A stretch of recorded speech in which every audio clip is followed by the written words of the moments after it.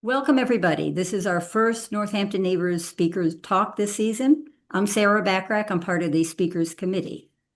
I want to give a little talk about Northampton Neighbors, and then we'll do logistics, and then we'll finally get to why you're here, to hear the speakers. Northampton Neighbors started about 8 years ago. We now have over 2,000 members. There's no fees. Anyone can join, but you have to be 55 or older to obtain services. Our goal is to help all of us age in place and stay connected. Now I get to introduce our speakers. Laurie Sanders is a graduate from Smith. She's a naturalist, and in 2016, she was appointed co-director of Historic Northampton Neighbors. In less than 10 years, she and her co-director have made it an amazing place with many resources. Go see the new exhibit. It's on life-size African Americans and photos of African Americans and their history of living in Northampton. Allison Bell is a co-author of 2 field guides of alpine areas of New York and New England, a graphic designer, and an owner of Kumquat Farm in Whately. Her farm is tremendous. I was there once, but a few years ago, so I'll go again soon. She's very knowledgeable. And now let me turn it over to our wonderful speakers. Say hello. Hello, everyone, and thank you, Sarah. Thank you, Nina, and thank you, everyone, for coming today. Hi, my name is Allison Bell. Do you want to go ahead and share the screen? Yeah, why not? Let's do that. We're going to share our screen. Is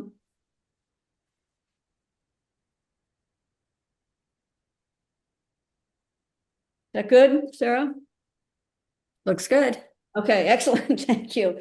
So my name is Allison Bell. I am one of the co-owners of Kumquat Farm up in Whately, Mass, just a couple of towns north of Northampton. We have 200 acres on our farm, some of which is in agriculture, but much of it is wildland.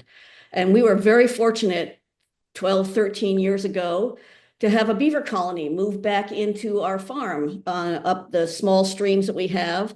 And we've had a chance for about a dozen years to see a beaver family in action and up close. And a lot of the pictures you'll see here this afternoon are from my experience with these beavers. I'm very pleased to be doing this with my friend Laurie Sanders.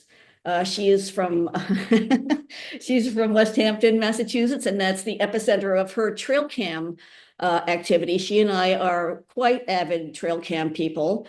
And so some of the other beaver images you'll see this afternoon are from our trail cam efforts.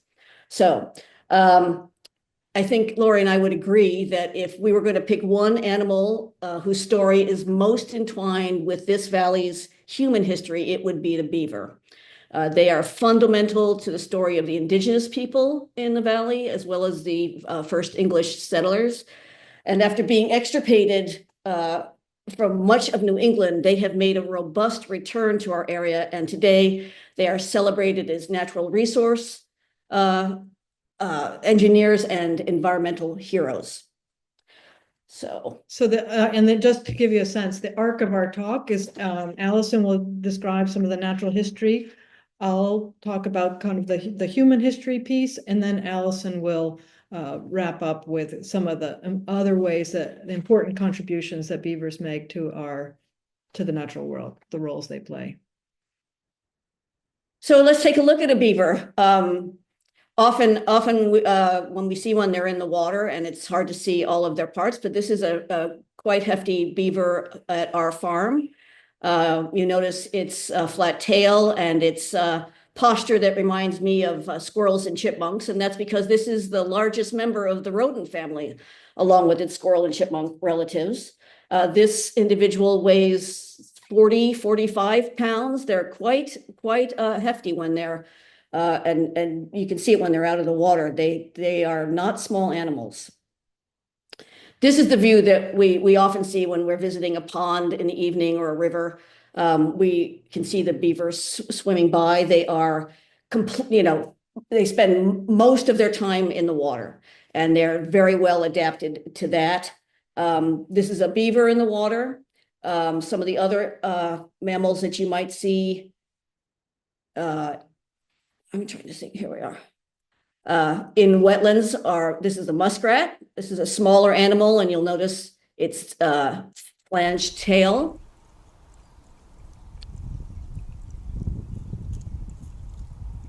All right, that's muskrat. Otters are also common animals that we see in wetland areas. They are larger and more weasel-like. They are members of the weasel family, and they have furred tails. And then here's a beaver, just for comparison. Same place.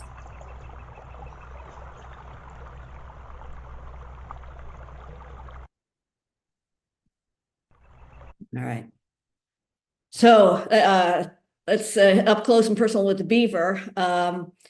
There's many interesting aspects of the beaver, but its teeth are certainly important equipment.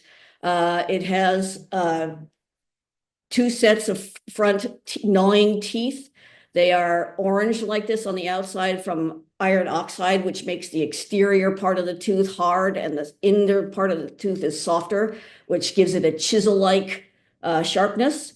You also see here, it has a special set of lips that can close around those teeth, but close off the inside of its mouth, which lets the animal be able to chew wood, sticks, when it's in the water or even underwater in winter. That's an important function. Oh, and here we go. We have here's the beaver working on a tree.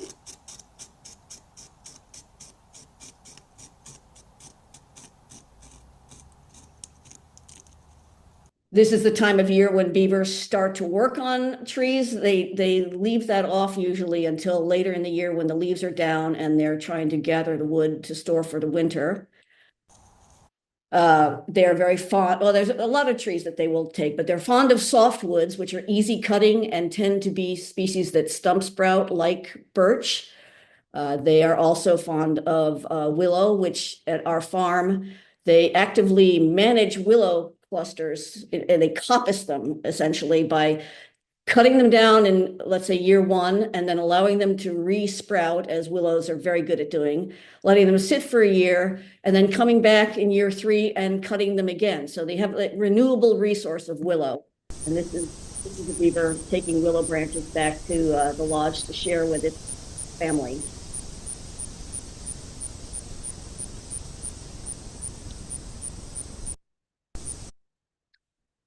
Some people think that the beavers eat the wood of the trees and shrubs that they cut down, but they don't. They eat the bark, and they eat it corn on the cob style, like this one is here. And you would notice this if you visit a beaver dam or a beaver lodge. You can see the naked sticks, kind of the corn cobs left behind from their meals. So it is the bark that they're eating, not the woody tree itself. And they don't stick just to wood. For much of the spring and summer, we see them eating a whole variety of herbaceous plants. These are sensitive ferns. This is a big favorite among the beavers, I've noticed, at least at our place. Sensitive ferns are very popular. They will eat grasses. I've even seen them eating poison ivy. But anything green and fresh that looks like it would make good salad is beaver food. This is one eating a grapevine.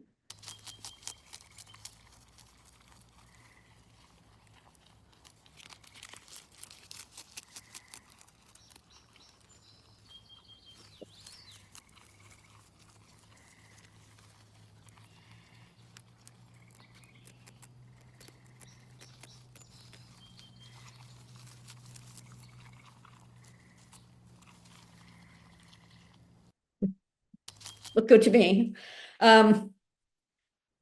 Beavers have very dexterous front paws, which you can see that beaver using there to fold up the leaves and go through the grapevine, with sharp claws that they use for digging in the dirt.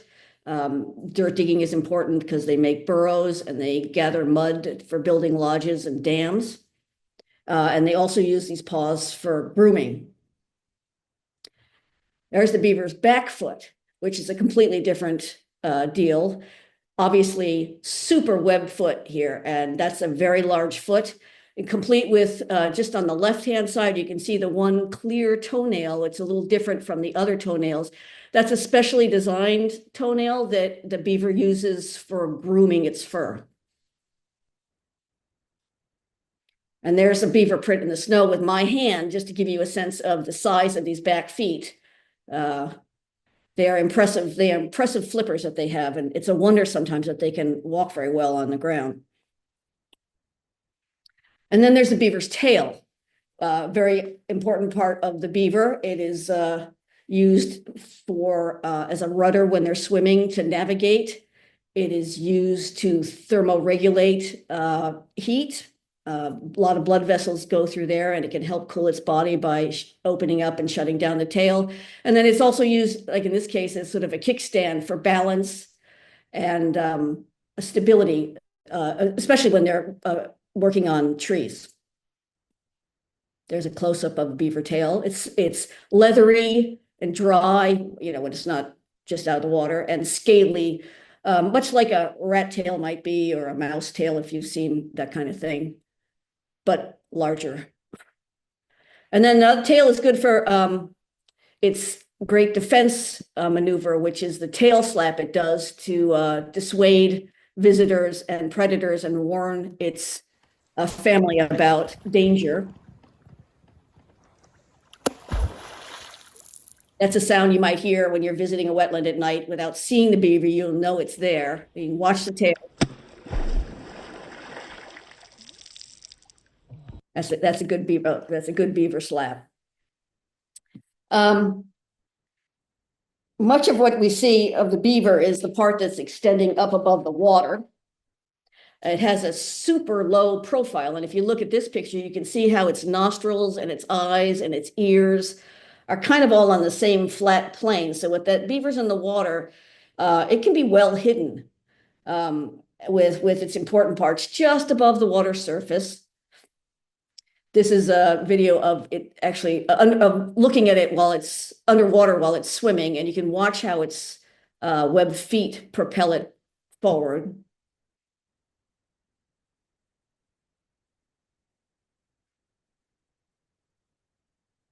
And like an iceberg, you can see that most of the beaver is underwater, more than 9/10, I would say. A lot of the beaver is underwater. Yeah. And they have great diving ability. So this is a really good look at the aerodynamics of a beaver underwater. They have the ability to close off their nostrils. They have a special membrane that shuts down over their eyes, like frogs do, a nictating membrane. And they can hold their breath for 15 minutes. So that allows them to do all kinds of things under ice in winter. And to escape a predator, they can dive and go a long ways without being seen again. They have obviously fur coats with a outer guard hair layer, much like my dog, outer layer, and then an inner fluffy layer, which is the insulation layer. And because they spend so much time in the water, they spend a lot of time grooming. They've got special glands in their tails that have oil, and they use their feet with that special toe I mentioned to spread the oil on their fur, and they also help groom each other.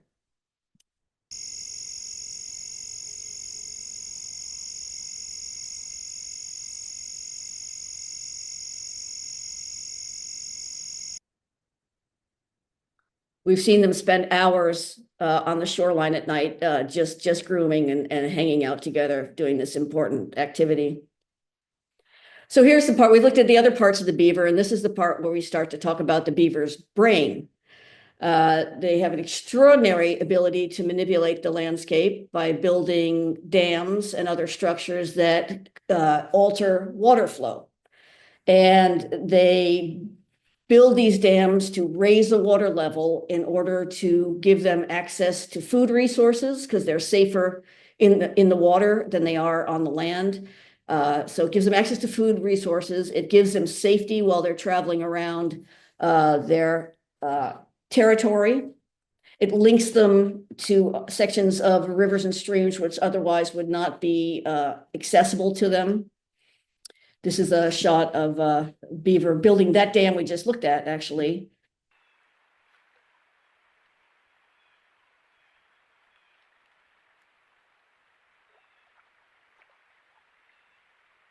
So depending on where beavers are, even in Northampton, there's a variety of habitats. These dams can be made of mud, stones, gravel, sticks, live material, like that beaver was just adding a live branch to the dam. And in areas where there's a steeper gradient, fast flowing streams, some of these dams can be 6 or 8 feet high. This is one in Whately that was built that was really impressive and holding back a lot of water with the sticks that they've eaten. It did not survive that heavy rain of July 2023, flushed this completely out. But in lowland areas, these dams can be quite long. This is one near Nasami Farm in Whately, near where I live. This is quite an old dam, and it's held back a small flow and created a pretty significant wetland behind it, because these dams create ponds, which are dynamic things that from the moment they're made, they begin to fill in with sediment. And this one is gradually filling in with sediment that's forming this beautiful cattail marsh in Whately that's habitat for all kinds of things.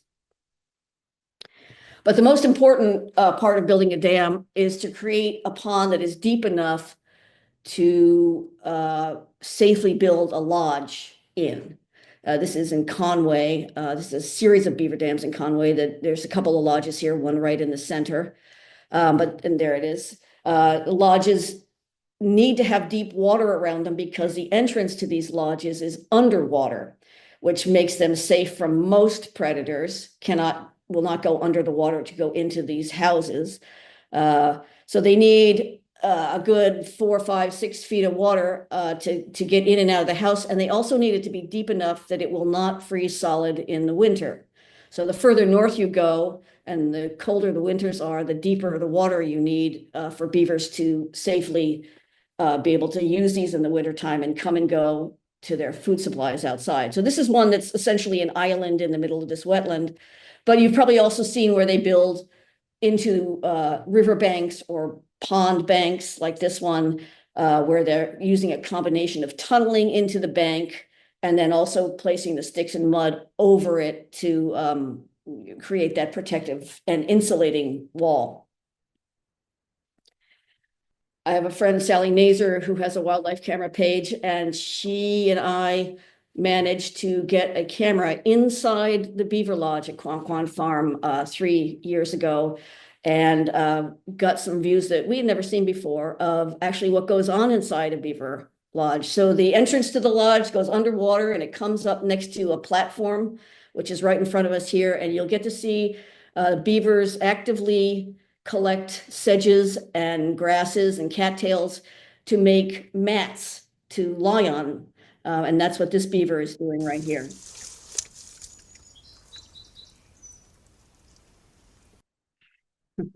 Giving me the hairy eyeball, looked like.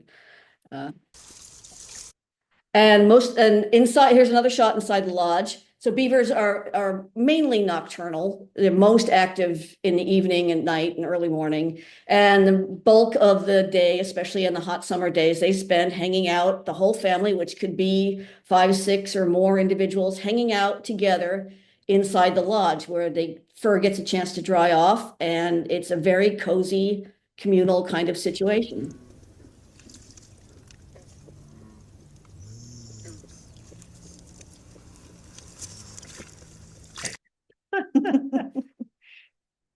You have to be getting along with your family to make this work. Yeah. So here's a beaver lodge seen from above. It's up on the upper left there, with its winter food pile all set up. This probably is in November, maybe December. The beavers are very, very carefully collecting sort of moderately sized branches. This is a lot of dogwood and willow, and stockpiling them in the water. This pile is sticking out of the water, but it goes down 8 feet there, where it will, at least the bottom of the pile will remain unfrozen. So even in the most severe winter, when this is iced over even a foot thick, the beavers can exit their lodge from that underwater entrance, and they sometimes have more than one entrance, swim out to the food pile, gnaw off what they want to eat that moment and take it back inside and eat. And this is how they weather the toughest kind of frozen in winter. They actively try to keep the water open around their lodges. This is beaver footprints in slushy ice, but they come out regularly to patrol a ring around their food pile, which is sort of a crescent here. And they will move the water, which keeps it from freezing, and they actively break the ice. When it's thin enough, they will break the ice to keep a moat open around their pile. But here's that winter where it is completely frozen over here. That food pile is frozen in, but you see the bubbles in the ice. That is from the beaver's breath, essentially. When they've swum out, exhaled, airs come off of their coat, and the bubbles come up and form terrific patterns in the ice around the food pile.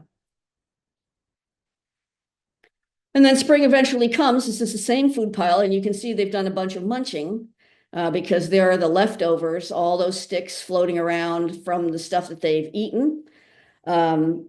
Beavers have an incredible system of reusing and recycling. So the food that they eat in the winter becomes sticks that are available to use for building in the spring. And so they use the material from their winter menu to rehab their house in the spring.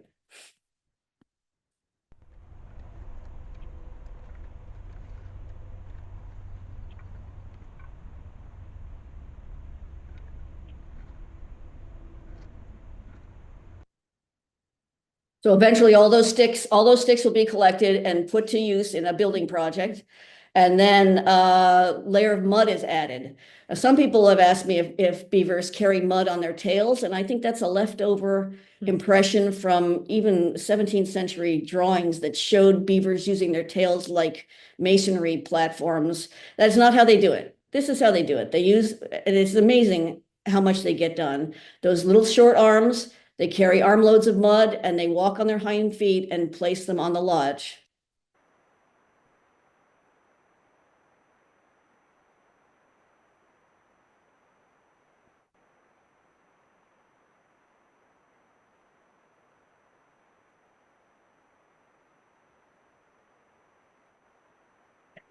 You get the idea. If you've ever tried to walk around with swim fins on, you just imagine walking uphill in the dark with fins on your feet. Yeah.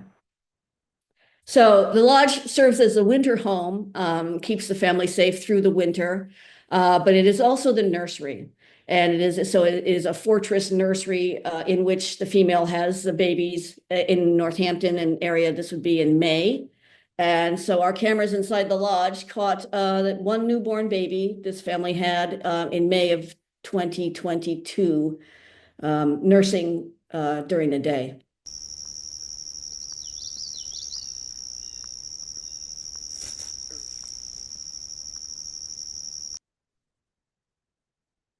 So the baby's born in May, and it will stay in that lodge through June. Here it is a little bit older. Adult is leaving through the water door, and the baby stays behind where it's safe.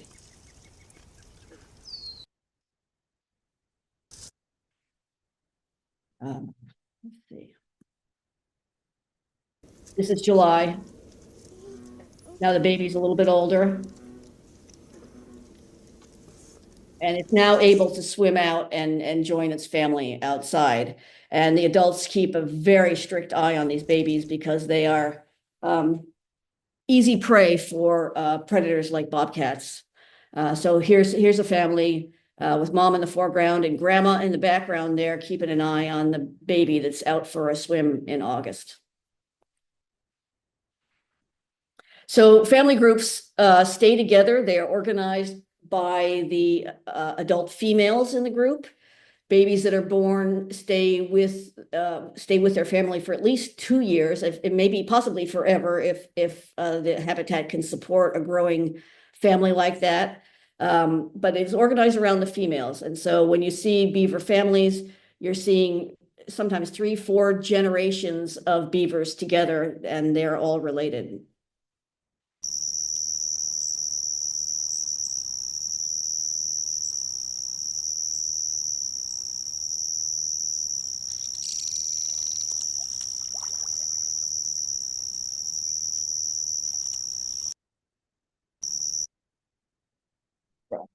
All right, so as I said, beavers are quite well established here in our area now. I don't think there's a waterway that we could name that does not have some beaver activity in it. This has not been the case for very long, and I'm going to turn it over to Laurie to tell you the rest of the story. Part of the rest of the story. So one of the pieces, I guess, for me, I grew up in Connecticut, and I had no experience with beavers until I came to the Valley in the early 80s, and I saw my first beaver in Ashfield. And I don't know if everyone else has had a chance. Some of you I know have moved here relatively recently, but just during the last 40 years that I've been here in the Valley, the number of beavers has changed dramatically. And, you know, I always feel like the native people who were here in the 1650s, if they knew that there were beavers literally in downtown Northampton at the Barrett Street Marsh in the past, they would just be over the moon. But if we think about, okay, what's the history of beavers? If we could go back in time to, let's say, 1500, 1490, 1491, since we're upcoming on Columbus Day / Indigenous Peoples Day, at that point, the estimates are that here in North America, there were 40 to 60 million beavers. And if we look at Northampton, this is an 1831 map that I've adapted, and I've tried to be really thoughtful about where are all the beavers based on these waterways that I'm familiar with. And I would estimate in that time period that there were probably somewhere around 50 or more colonies of beavers.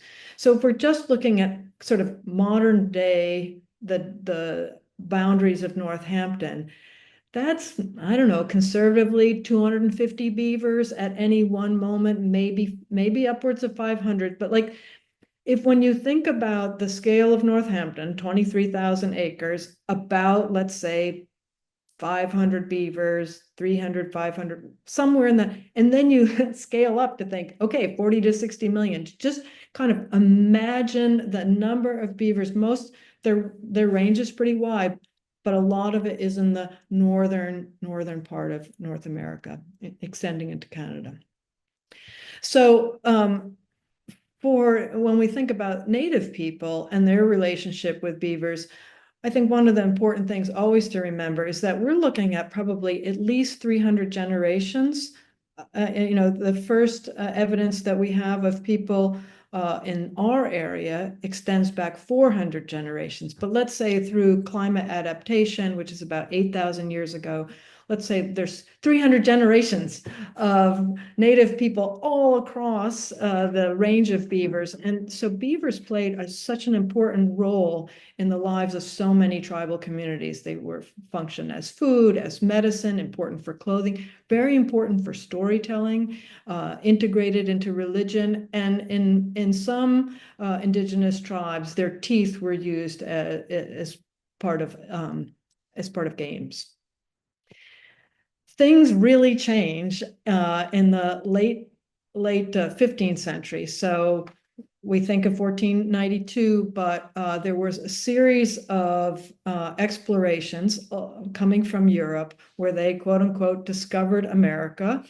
And what's interesting in terms of kind of thinking globally about that is that Columbus, Cabato, Verrazano, they're all Italians, but they're all working for different countries. They're working Columbus on behalf of Spain, Cabato for England, Verrazano for France.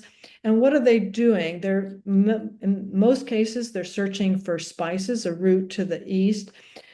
But the quote unquote, again, discovery of North America, that triggers a huge movement of mostly Catholic countries where they have to eat fish on Fridays. And so you have a lot of, once the discovery in the Newfoundland area, of coming to search and hunt for cod. And so you've got Portugal, you've got France, and you've got Spain coming over, and a little bit belatedly, England gets into the game. By the 1580s, there are hundreds of ships coming to Newfoundland. And what's happening is they're collecting the cod, they're bringing it to the shore, they're drying it, and in the process, they are beginning to barter, which is a long history in the Native American communities, and trading for knives, cloth, other trinkets for furs. Because at this point, furs are very important in European communities. A lot of it is for, it's warm, it's comfortable, but so the aristocracy, it's not only functional, but it's a show of power and prestige. The other thing that's very important and really just changes the history of the world, and fashion has driven so many world changes. That's a whole other topic that we can go into. But in the 16th century, beaver hats, and Allison mentioned earlier that beavers, including the Eurasian beaver, which you see here on the screen, have these long hairs and then short underfur. And it turns out if you get rid of the longer hairs, that short underfur, if you shave it and you manipulate it, it can be felted and it can be molded into hats, which become, as you see in this illustration, a rage. It's a fashion phenomenon. So that by the time this is all happening, that people are beginning to, Europeans are beginning to come over to the Newfoundland area and off of Cape Cod. The Eurasian beaver, which you see in this range map above, has pretty much been, the term is extirpated, which means not quite extinct, but darn close to it. And it's all to drive fashion. And it's men's hats principally. So for these fishermen coming over, these beaver pelts provide, and other furs, but principally beaver, are super important. Here are the attributes. They're non-perishable, right? They're stacked and dried and very easy to manipulate. Each beaver's skin on average weighs about 1.5 pounds. They're easy to transport, they're inexpensive to buy. People are shocked that native people will trade for a knife. Important, a number of pelts. Prices in Europe are really climbing. Something in our economy that we've been talking about a lot: no tariffs or taxes. And then as I mentioned earlier, these fishermen are benefiting because there's this whole existing tradition of bartering and gift giving. So what happens is so that's in the 1580s. By the time Hudson, who, thank you very much, is an English guy working on behalf of the Dutch, by the time he comes up the Hudson River, one of the staff on his boat, one of the crew on his boat, say, the people of the country come flocking aboard, many bringing us beaver skins, an otter, which we bought for knives and hatchets. So by 1609, when native folks see a foreign vessel, they know what's important and what's going to be an important commodity. That's 1609 that Hudson goes all the way up to what we now call Albany. Guess what? By 1610, the Dutch have a trading post there. And what are they trading? What are they interested in? They're exclusively interested in furs. By the time 1614 comes and Adrian Block comes up the Connecticut River, a Dutch guy now working for the English, by that point, more than 7,500 skins annually are going down the Hudson. By the 1650s, we're looking about 10 times that amount going down the Hudson, as many as 60,000 skins. And by a little bit later, we're looking at 80,000 skins going down the Hudson River. So you just think of, like, how do you get that many when you think of just looking at Northampton and how many animals were probably living here? It's all on. And this really is the whole other aspect of the beaver wars, where native tribes are now beginning to aggressively fight against one another to access this prime beaver territory as areas get cleaned out. So that's, we all know 1620, the Pilgrims come here. By the 1630s, there's this whole huge wave of English coming to the New World. 20,000 plus people, and they're not motivated, thank you very much, by religious principles. They're looking to make money, and the New World offers opportunity. So that's the 1630s and 40s. In 1633, Jonathan Winthrop, who is then the governor, says the Connecticut River Valley is not a, quote, a place not fit for plantations, there being 3,000 or 4,000 warlike Indians.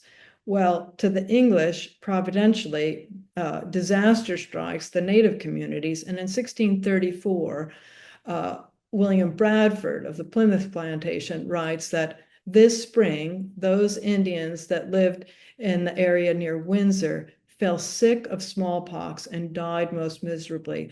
That's 1634. Accounts are that upwards of 90% of the people in that area perished because of that. 2 years later, what happens? Ta-da! Springfield is settled. So those warlike Indians that were talked about just a couple of years ago, now things have changed. William Pynchon, an Englishman, establishes a colony, a settlement in Springfield. What for? It's all about becoming the northernmost fur trading post on the Connecticut River. And that's the focus. And so if you look at some of Pynchon's records, you can see that whoops, for some reason I can't go back. But in 1652, you saw that there was thousands of beaver pelts in Pynchon's records. By 1653, 1654, Northampton is settled. How many? Okay, Allison, what did I do? I don't know. Can you get there from there? Yeah, okay. You want to go back? No, one? that's fine.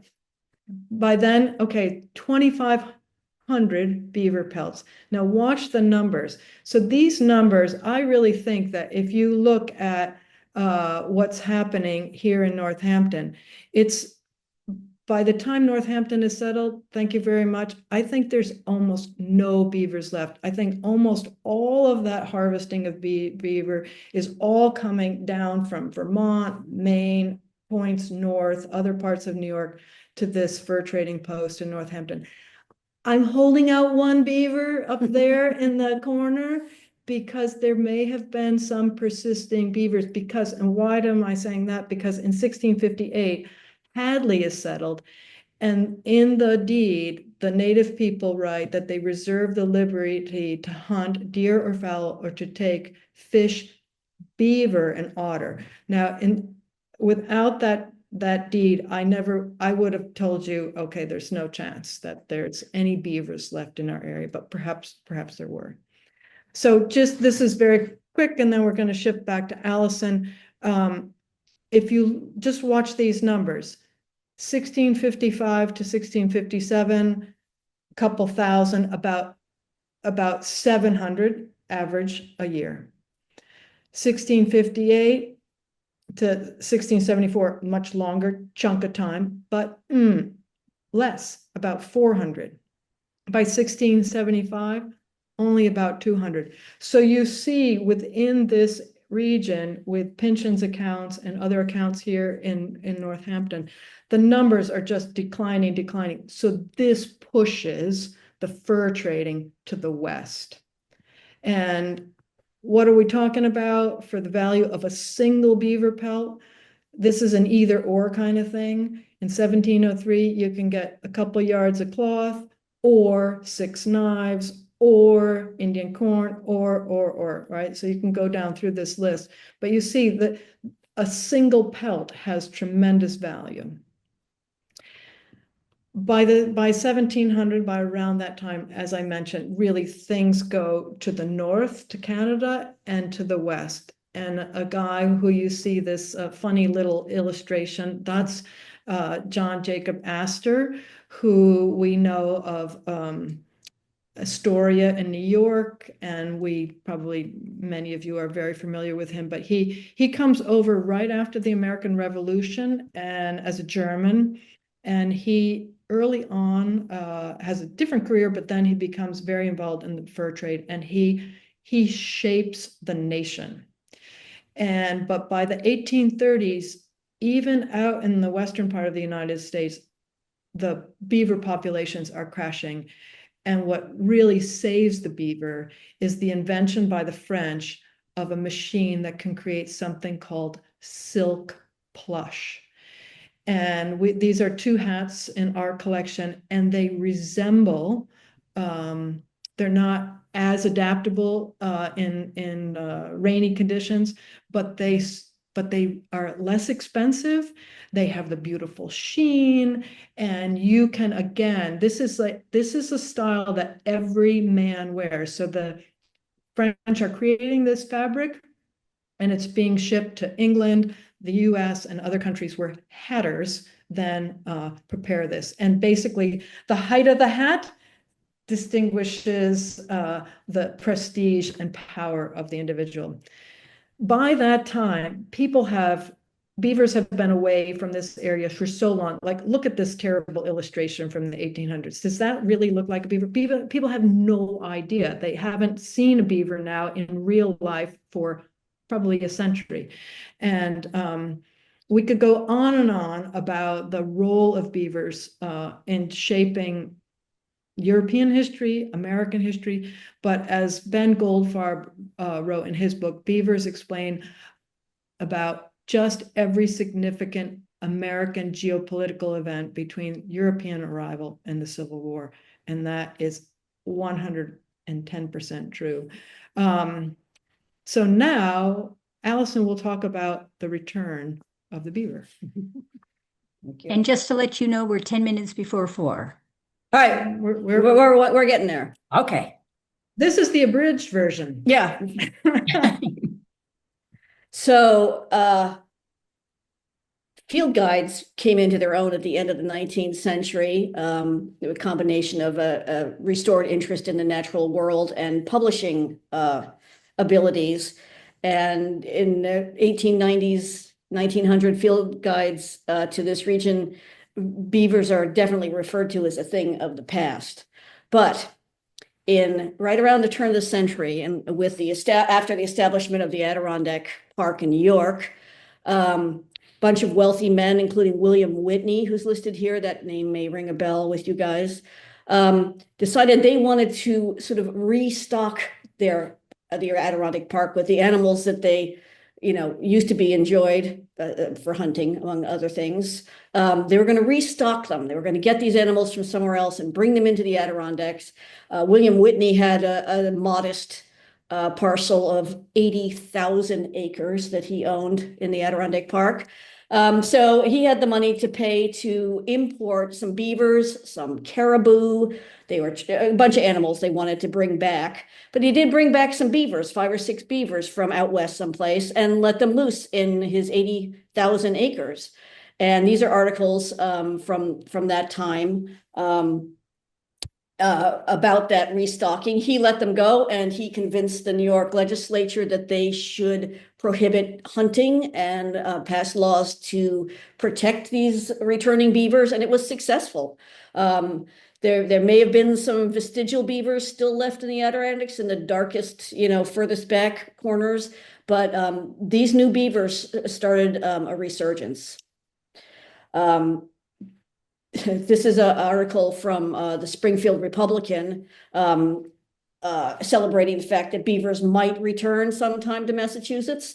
And there are 2 postcards you're going to see here. This is a beaver dam from 1917. This was such an unusual sight that it was photographed and made into a postcard that you would send to show this, unbelievable thing that was happening in your town. So the Springfield Republican started talking about it. There's a postcard of an Adirondack beaver house. Again, a really extraordinary thing to see in the early part of the century. And then by the 20s, evidence started popping up of beavers making their way towards Massachusetts. Some of them seem to have reached the Hudson River and then come down the Hudson and up some of its tributaries to reach the Houstonic drainage. There were some found in Pittsfield. And then another hunting club up in Bennington copied what the Adirondack people did and imported beavers into the Deerfield River drainage there as an experiment. And those beavers took off.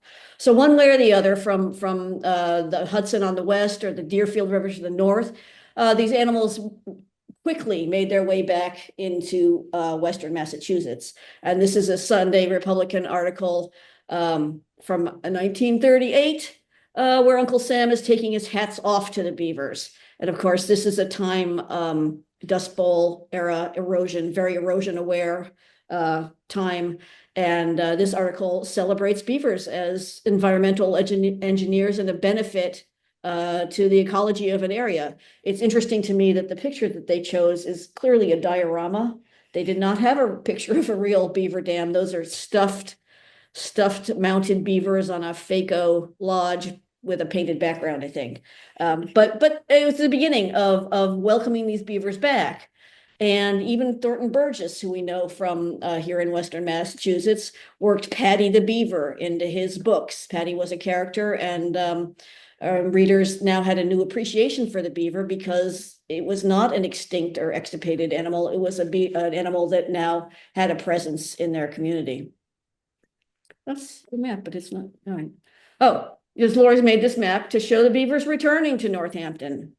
And Can we stop? no, go ahead. Well, it just we're not quite back to 1491 because some of the habitats where they previously lived are either agricultural lands or are actually filled and have houses. So beavers can't recolonize all the places that they were historically, but they are widespread in Northampton. Should we stop here? Is that the end? I can't remember. There's one more. Oh, there's more beavers. More beavers coming. Look, they're multiplying. Well, so today you will read about beavers being celebrated for the environmental benefits that their activities provide. Beaver dams moderate extreme flooding events. So instead of the water, when you get 10 inches of rain in Conway in July, instead of it running immediately all downstream, a series of beaver dams serve as checkpoints to that flow and can slow the flow of heavy rainfall so that it's less damaging to areas downstream. The wetlands that are created behind beaver dams, this is a cattail marsh behind a beaver dam, create water supply. They help purify the water. They encapsulate invasive plant seeds that come down that settle in the bottom. And the wet soils in the bottom of the wetlands help sequester carbon. All good things for the planet. Just as a slide, this is a photo of our farm in Whately 2 years ago during the extreme drought. You can see how dead and dusty some of the grass looks in the top part of the picture. But in the bottom of the picture, you can see the beaver dams, and you can see the green where the beaver dams are still holding water even in this drought and have raised the water level enough so that these are our blueberry rows, probably helped save our blueberry bushes. We have 2,000 of them by the fact that the beavers were there and had made those dams. And then the last thing, and this is the part that Laurie and I celebrate every day, is the biodiversity that is created by having beavers come to an area, not just the plants, many different wetland plants that come and the insects that come with them, but also the wide variety of birds and animals that arrive to take advantage of the resources.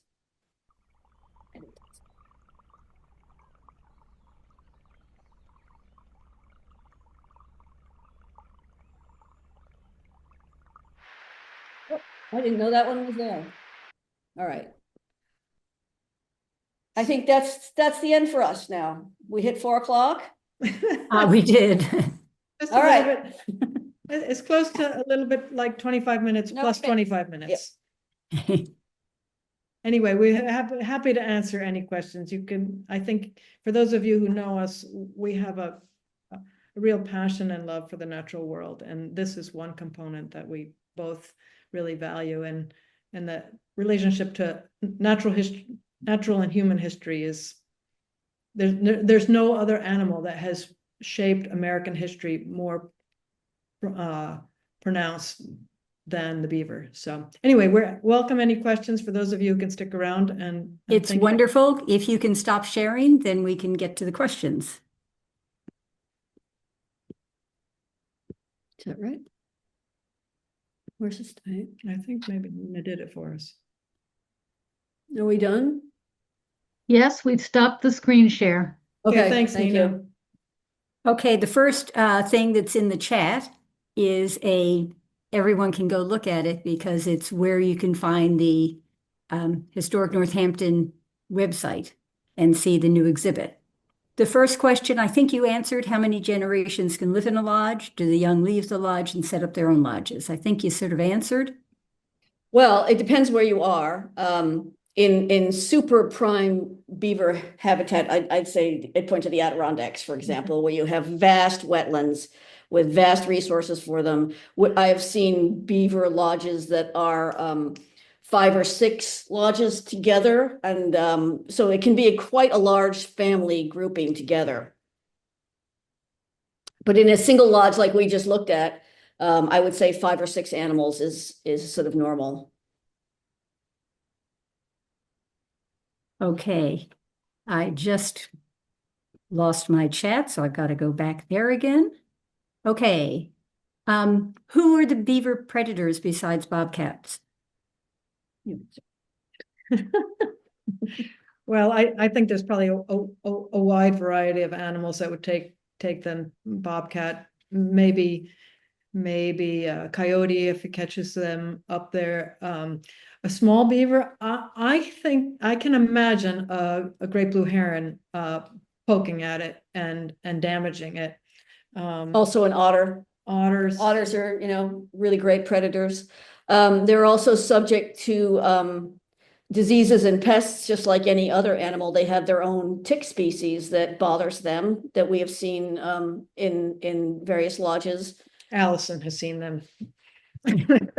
Well, to the great enthusiasm of a friend of ours who's a tick biologist. He'd heard about beaver ticks, but never seen them. So yeah, Allison brought him. The little beavers are quite small and defenseless and not good swimmers, and so any number of predators that would prey on a small rodent, including owls, I suppose we could count them in, would be other birds of prey. Yeah.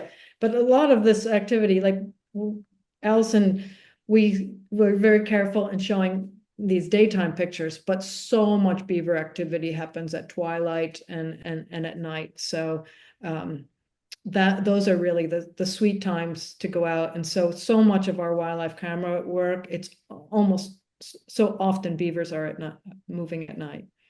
Okay. The next question is, do they ever incorporate human trash into their dams or lodges? Absolutely. And one of the things that's happened, I think it's happened to you too, and it makes for a funny Facebook post, is when they find your trail camera that's attached to a piece of wood and then they gnaw it down, drag it while it's running and recording, drag it off, swim through some water, climb up their lodge and install it with mud in the side of their house. Very ingenious. No, but we've seen plastic pots and trash and other things that they find, they find trash in the river systems, of course. And if it works to use as a piece of damming equipment, material, why not? Okay. Who do they mate with and where do the males go? Well, beavers mate with each other. Smart. But does like a father ever mate with a child? Oh, okay, I get it. I don't know if that was behind the question, but probably so. We didn't know if this was like a Tinder question or something. No, well, beavers, females hold down the lodges, and I would say the males move around more to find to pair up with the females. And at our farm, we've seen, as I say, a couple of generations of males come. When the older male died, he was replaced with a younger male. The same female was mating with the younger male. Yeah, and there was, I mean, it's now probably 20 years ago, but it's at a time when Mass Wildlife was doing some of the early radio collar work on beavers, and those data demonstrated what others have seen, where the males at a certain point are like, okay, guys, Time to get out of the cellar and time- stop playing video yeah, games, go time get a to job. time to move along. Yeah. And Okay. Someone asked, was that a marmot or an otter? But I'm not sure which picture they were The looking at. last thing we looked at that was an otter family with a mother otter with two young otters. we Okay. have marmots here. Yeah, probably not a marmot. You're getting some thank yous. Are beavers a protected species today? Is there a law in Massachusetts saying you cannot break down a beaver dam? Yeah, you can't do that. They're protected as one of the functions of the Wetlands Protection Act is for wildlife habitat. And so there are provisions that you have to go through a permitting process, including working with the Board of Health to if your property is threatened. And there's a fellow in our area who has done really some of the leading work on designing structures so that the dam remains in place, but the water level is at a point where it's not impacting the neighboring communities. And that's a much more effective. If you work with the Board of Health, you can get a trapper to come in, but there are so many animals that the data are showing from this fellow who's based in Southampton that actually these diversion structures are, in terms of an economics, are a much better investment. We have two flow devices at the farm that help us control the water levels in the ponds that the beavers have built so that they can maintain their waterways, but they do not flood so much that it destroys our cropland. Huh, very clever. But you can't just go out and take down, there's many reasons why you shouldn't just bust up a beaver dam. One of them is it is holding back possibly an extraordinary amount of water. And you could set off a flooding event that your downstream neighbors will not appreciate. Okay. Where can we go to see beavers? Well, for one thing, you can go online and see them because Laurie posts videos of them at LinkedIn.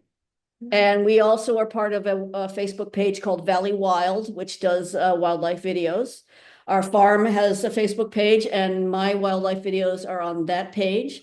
But in person, it's a little complicated because there's some locations within the Fitzgerald Lake area. That's a local conservation area that many of you are familiar with, where I would recommend, you sit quietly at twilight, and often you'll have some sightings. But these, Allison's beavers, they began to recognize her voice as she would come and call to them. And so those images that you saw today are very unusual.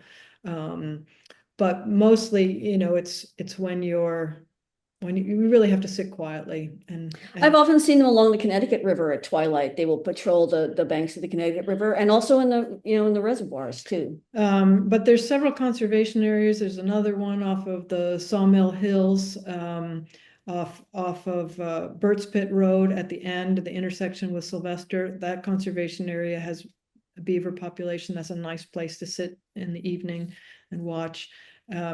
Almost so many of our streams have them, but you've got to be patient and anticipate that there's times you're not going to see anything. But we're as many people on this Zoom talk have heard me say, we're extraordinarily lucky to live in the Connecticut River Valley because we have lots of protected natural areas and have many opportunities where we can go. We have a lot of questions.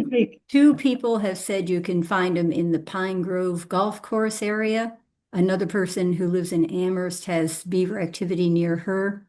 Yeah. near That's, Lawrence Beaver Swamp. Brook, there's the Beaver Brook property that the trustees have just taken over. Okay. that's right. That's another Haydenville, good one. and there's a reason it's called Beaver Brook. There really are still beavers there. Well, they're back. They're back. After Right. 2 And centuries. They're in someone that said- system, and when they open that property, you know, to the public, that will be a terrific place to go see beavers. And there's a beautiful wildlife blind that Broadbrook Coalition and others were instrumental in building. And that's a very beautiful place to hunker down. Yeah, a little And Pine Grove, that's a very exciting project that the city is working on trying to rewild that former golf course, and the beavers are going to play a very important role in that. Cool. It's a really beautiful wet meadow in Pine Grove. Someone mentions when he was a kid, in 1940, he was taken to the Big E and they had beavers, live beavers on exhibit. an exotic animal that no one had seen. And I see in the chat, yes, at Smith College, I had a camera there for about a year and got some terrific, not only beaver, but mink and other wildlife right there along the Mill River. How do you think we as humans should proceed in rebuilding our ecological, spiritual relationships with the great North American beaver? Spend more time outdoors. Yeah, go outside. There's nothing better. You know, I guess. Thank you. It's a wonderful presentation. Rail Trail in Amherst has seen beavers. We saw a beaver go under the bridge at Smith Pond. I agree. I lost that. I agree the rail trail in Amherst has them. And lots of lodges and beavers in Harvard, Mass. There are beavers in the pond stream, former pine, that they mentioned that. This can go on forever because they are everywhere. So yes. Okay. I mean, if you're looking for a public place to go see a beaver, it's worth exploring the properties that belong to some of the land trust organizations. And I'm sure that if you can go through those listings for the trustees in Kestrel and Hilltown, Franklin Land Trust, that you will find a place you can go. It sounds like you have a new business to start, a beaver tour at your farm. Yes, Okay. well, we have given tours, so yes, you're right. We made it through all the questions. There's many thank yous. I'm not doing that. Great presentation. And it's 10 past. Any people with Alrighty. last questions? Thank Nope. you. so More much. thank yous. Well, Thank thank you you guys so for much. having us. Yeah, This and- was great. We had at the height 87 people. So it was a great audience. Thank you all for watching us and thank you for presenting. Hey, our great pleasure. Thank you so much. Thank you. We'll Bye-bye. stay in the wetland.